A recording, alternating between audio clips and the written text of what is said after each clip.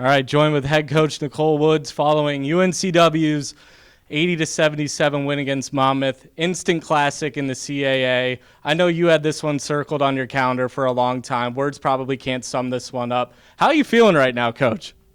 I feel exhausted. That's how I feel. I tell my players all the time, I never thought that I could be as tired from coaching of how I used to be when I played 40 minutes. But I definitely am.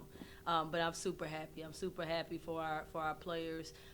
We had a gut-wrenching loss versus Towson, and ever since then we've worked on in-the-game things. We worked on it before, but every day we work on different scenarios, 2 fouls to give, 3 fouls to give. We don't have a timeout, a full court play. And so when it came down to execution, I thought we were amazing. We got to box out a little bit better. And players came in and did their job, and so I'm super pleased with them on their execution and their effort, especially in that fourth quarter when things got dicey there for a bit. Lots of ups and downs, roller coaster rides throughout this game. 9-point lead at the half. You outscored them 20-0 in bench points at the half. Yeah. And then the lead slips away. You go down 11 with 5 minutes left in the fourth quarter. Call that timeout. What is the message to your team at that moment? Well, they came out doing some different things, right? They started pressing. We never even had offensive possession, because we turned it over and they just were, pick sixing us. And so we just talked about being, under control, breaking the press and getting into our offense quick. And I thought once we finally started doing that, we were fine. They just kind of shell-shocked us there for a little bit, and we were able to kind of get our footing to at least, get back in the swing of things. And come fourth quarter, it was a ball game, and it was pretty much anybody's game at that point. Jania Hall seals the deal in overtime with those 2 free throws. Ali Zelaya, a big block in overtime. You questioned her toughness and told her to get tough pretty much in front of everybody on the court. And then we asked her, what was going through your mind when you, on that defensive possession, she said, just do my job. And she certainly did that. Just how proud of you, I guess, how proud are you to see her being able to respond in that moment? Yeah, it's easy to get down on yourself because coach is yelling at you and calling you out.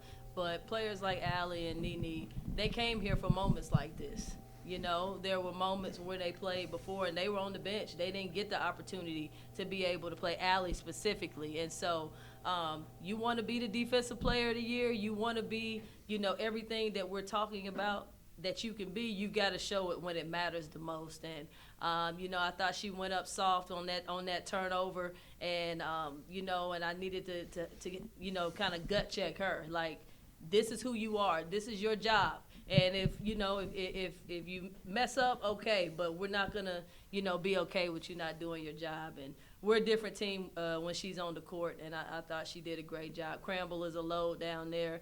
Exenor is a matchup nightmare, and we try to throw some different players on her, as well as 33, who I think is one of the best guards in the league. And I was not gonna let her beat us today. I was gonna make one of the other guards beat us.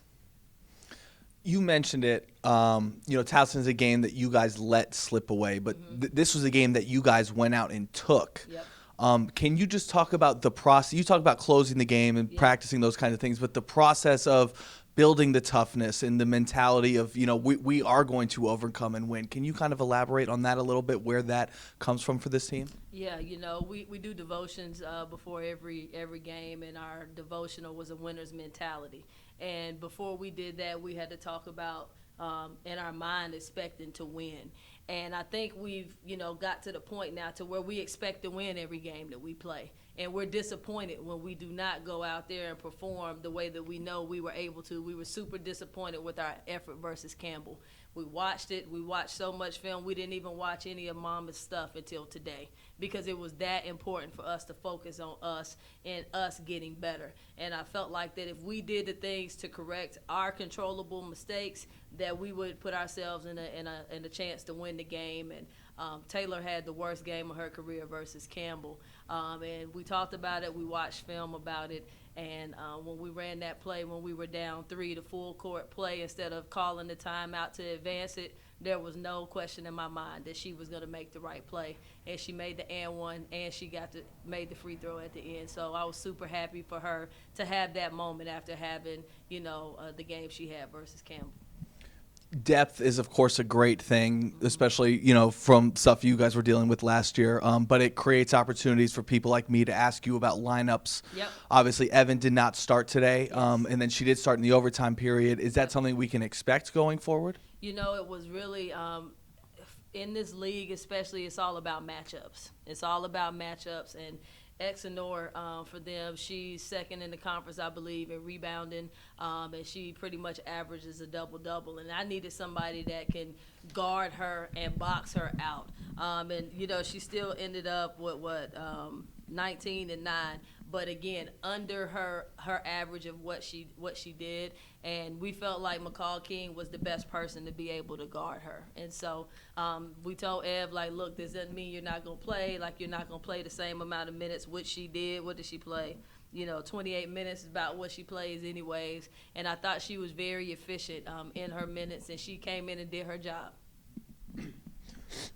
Kind of like we talked about, you had 4 players with 15 or more points. Taylor and Evan both had 18 points on over 50% shooting. How did that lead to y'all scoring 80 points, the most you've scored against D1 competition? Oh, wow, I didn't know that. Yep. We talk a lot about playing together. We talk a lot about shot selection. I felt like there was a point in the game, I think it was in the third quarter, where our shot selection was bad, and then it led to run-outs for them, run-out layups. And so I just really believe we have to share the ball to be successful. And we had 13 assists today. We normally try to aim to have 15 or higher, because when we really share the ball, it makes us really difficult to be able to guard. And we've got a lot of different players that can, that can shoot, that can score. And it was their night. Campbell was Kate's night, and it wasn't her night today. And it just, going back to our depth, it just kind of depends on the game, depends on what we need. We thought, Corey McLaughlin and Isis Fitch came in and gave us good minutes too whenever they came in, and, just doing their job. Allie mentioned it in her conference. The crowd was a big factor tonight at the end of regulation and then in overtime. I think that's the loudest I've ever heard trash during a women's basketball game. And then for those free throws, it was dead silent. How did that help this win?